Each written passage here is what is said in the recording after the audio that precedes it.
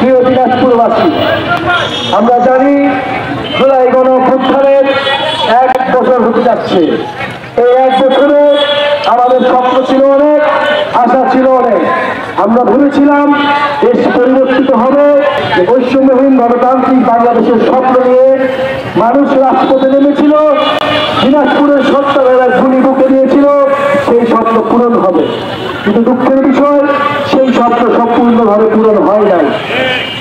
2024 সালের গণঅভ্যুত্থানের মধ্য দিয়ে একটা স্বৈরাচারী সরকারের পতন ঘটেছে, কিন্তু একটা নতুন বাংলাদেশকে বিনির্মাণ করা এখনো সম্ভব হয়নি। আমরা দেখতে পাচ্ছি যে সেই স্বৈরাচারী সরকারের, সেই ফ্যাসিস্ট সরকারের কাঠামোকে এখনো রেখে দেওয়ার চেষ্টা করছে।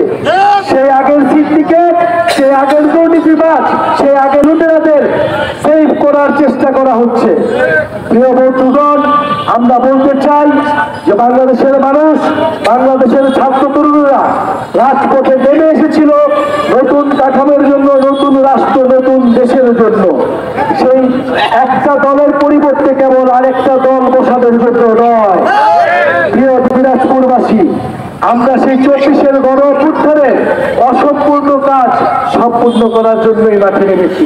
সেই ফ্যাসিবাদী কাঠামোর বিরোধ করে নতুন রাষ্ট্র কাঠামো, গণতন্ত্র এবং বৈষম্যহীন বাংলাদেশ নিশ্চিত করতে আমাদের এই যাত্রা। প্রিয় দিনাজপুরবাসী, আমরা জানি দিনাজপুরের মাটি ইতিহাসের সাক্ষী। সেই ব্রিটিশ আমলের নীল বিদ্রোহ থেকে 2024-এর গণঅভ্যুত্থান আমরা দেখেছি বারবারই দিনাজপুরের মানুষ প্রতিরোধ করে তুলেছিল। দিনাজপুরের কৃষকেরা সেই নীল বিদ্রোহে ব্রিটিশদের বিরুদ্ধে, জমিদারদের বিরুদ্ধে চলেছিল জোহের আগুন। এই দিনাজপুরের মাটি থেকেই স্বাধীনতা যুদ্ধের সময় পাকিস্তান হানাদার বাহিনীর বিরুদ্ধে লড়াই হয়েছিল। প্রিয় দিনাজপুরবাসী, আমরা আজকের এই অনুষ্ঠানে সেই দিনাজপুরের সংগ্রামী মানুষকে স্মরণ করছি। দিনাজপুর আমরা জানি খাদ্যশস্যের জন্য দিনাজপুর অন্যতম গুরুত্বপূর্ণ।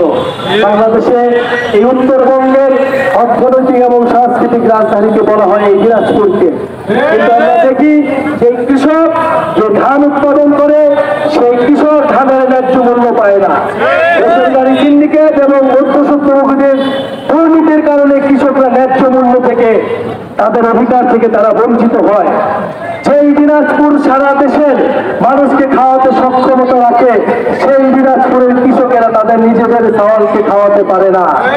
বন্ধুগণ, এই দেশ আমরা চাই না যে দিনাজপুর উৎপাদন করবে, ঢাকা ভোগ করবে, এই বৈষম্যের দেশ আমরা চাই না। আমরা চাই যেখানে উৎপাদন হবে সেখানে সুষম বন্টন হতে হবে। অর্থনৈতিক ও আঞ্চলিক বৈষম্য আমরা বাংলাদেশ থেকে চিরতরে বিতাড়িত করতে চাই।